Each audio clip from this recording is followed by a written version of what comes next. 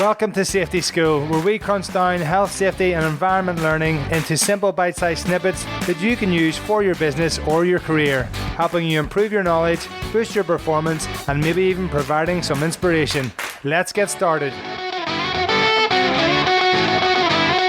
In this one, we're going to have more of a thought for the day rather than a piece of learning related to health, safety and environment per se, but it certainly has its context and hopefully will be helpful to you. So what is it we're looking at? We're talking about developing a bias towards action, and that is both from a personal point of view and within your business. So what is a bias towards action, I suppose, is the first thing we need to tackle here. And really it is what it says on the tin. It's about promoting action-orientated behavior rather than discussion-based work. So in other words, less meetings and debate and discussion and more prototyping, testing and actually doing things. So if you want to take that and put it in the context of health, safety and environment, what does that mean and how can we contextualize it? Well, we often develop a culture of inaction when it comes to HSE, and often this is actually propagated by fear is one reason, but also by our systems, by our management systems, reporting systems, and so on, and just general bureaucracy within the corporate environment. People, unfortunately, as a result of this, in my experience, begin to believe that the reporting is the only action that they need to take to get a result. But do you really think that's the best outcome?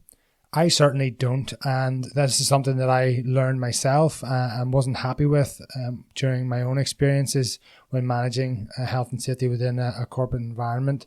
So the message for me is really that you have to be very conscious and careful that what systems you're putting in place aren't fundamentally allowing people to take action in a way that isn't actually effective. And it's fundamentally critical to ensure that you develop a culture where your workforce is adopting an attitude of being proactive and addressing risk at source, if it's safe to do so, of course, and then emphasizing the reporting aspect of it afterwards.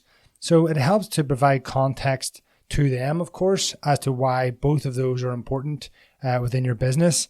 And evidently, this bias towards action applies to many aspects of how you would manage health, safety, or environment in your business. Things like accident investigation, developing or increasing levels of training, for example, or your continuous improvement efforts.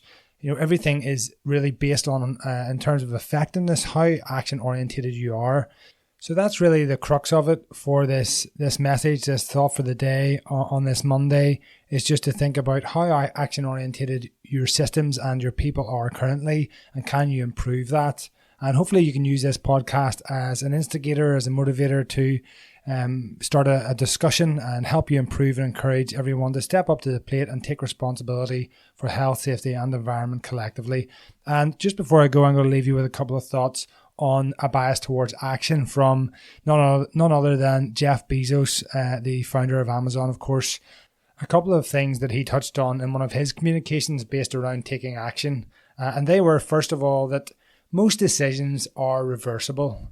And in the context of HSE, sometimes we're at odds with ourselves to actually try something out. And the reality is that you can change course most of the time without too much pain. So the message here would just be, don't overthink things too much, especially, if it's a small decision and a small change.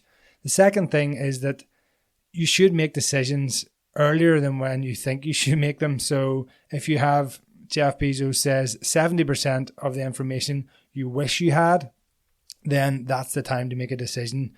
In the context of HSE, again, sometimes we become paralyzed and analyze everything to the nth degree because of uncertainty or fear that an accident may be caused as a result of changes and so on. But usually we do have enough information to go on to justify our gut, to justify our decisions based on the evidence that we already have. So, move forward, be prepared to fail. Often that is much better than doing nothing at all. We have to let go of that fear and stop being such perfectionists. So hopefully that thought helps you this week. And after listening to this, hopefully you'll go out and make more decisions as you move forward. Thanks for joining us for this one. See you soon. That's it for this episode of Safety School. We hope this was helpful. If so, please remember to rate, review and subscribe to this podcast on iTunes, Google Podcasts or Spotify. And remember, for more health, safety and environment help, you can visit us at safety.com. Until next time, take care.